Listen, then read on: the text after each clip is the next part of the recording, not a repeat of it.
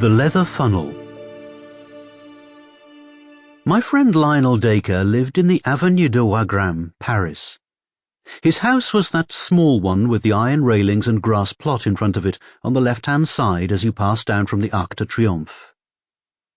I fancy that it had been there long before the avenue was constructed, for the grey tiles were stained with lichens and the walls were mildewed and discoloured with age. It looked a small house from the street, 5 windows in front if I remember right, but it deepened into a single long chamber at the back.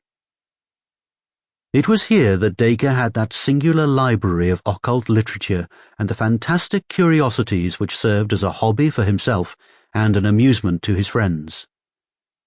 A wealthy man of refined and eccentric tastes, he had spent much of his life and fortune in gathering together what was said to be a unique private collection of Talmudic, Kabbalistic, and magical works, many of them of great rarity and value. His tastes leaned toward the marvellous and the monstrous, and I have heard that his experiments in the direction of the unknown have passed all the bounds of civilization and of decorum. To his English friends he never alluded to such matters, and took the tone of the student and virtuoso. But a Frenchman whose tastes were of the same nature has assured me that the worst excesses of the Black Mass have been perpetrated in that large and lofty hall which is lined with the shelves of his books and the cases of his museum. Dacre's appearance was enough to show that his deep interest in these psychic matters was intellectual rather than spiritual.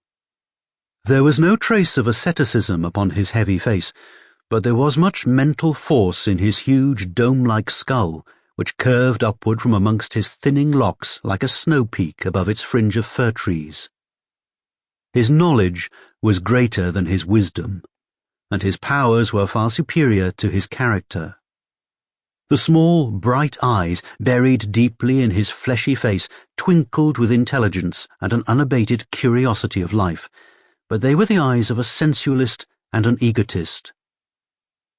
Enough of the man, for he is dead now, poor devil, dead at the very time that he had made sure that he had at last discovered the elixir of life.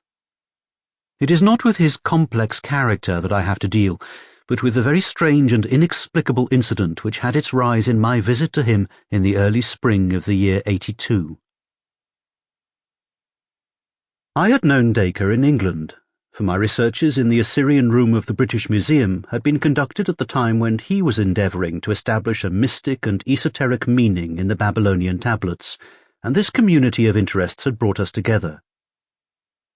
Chance remarks had led to daily conversation, and that to something verging upon friendship. I had promised him that on my next visit to Paris I would call upon him. At the time when I was able to fulfil my compact, I was living in a cottage at Fontainebleau, and as the evening trains were inconvenient, he asked me to spend the night in his house. "I have only that one spare couch," said he, pointing to a broad sofa in his large salon. "I hope that you will manage to be comfortable there."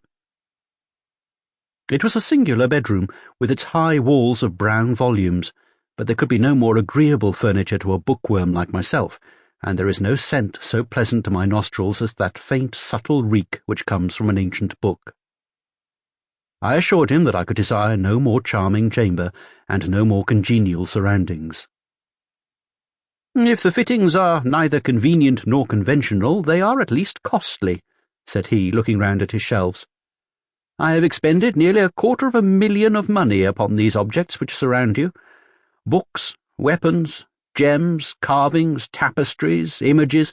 There is hardly a thing here which has not its history, and it is generally one worth telling." Sample complete. Ready to continue?